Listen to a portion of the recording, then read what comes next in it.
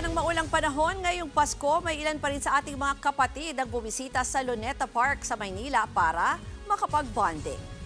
At live mula sa Luneta, nasa frontline ng balitang yan, si Ria Fernandez. Ria, Merry Christmas! At kamusta ang sitwasyon dyan? Marami pa ba tayong mga kapatid na dyan nagse-celebrate?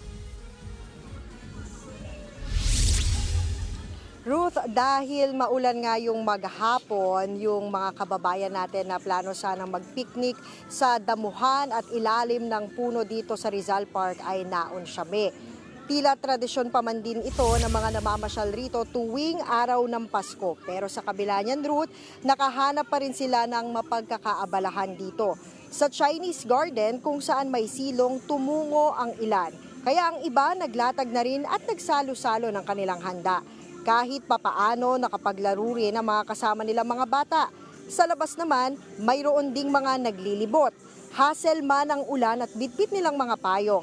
Worth it naman daw na makita ang ganda ng Rizal Park kasama ang kanilang mga minamahal lalo't first time ng karamihan na makapunta rito.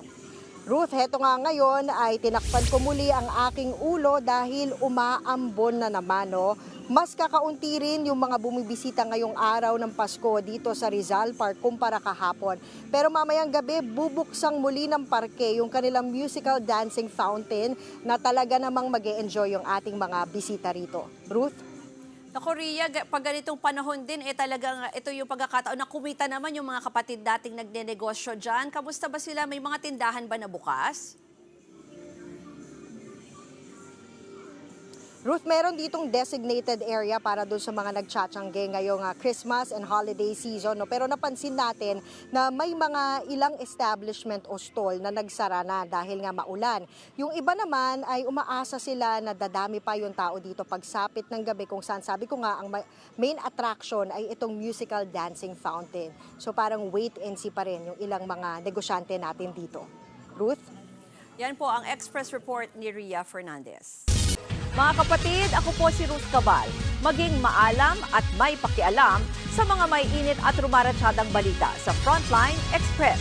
Para maging updated sa balitaan, mag-subscribe lang sa social media pages ng News 5.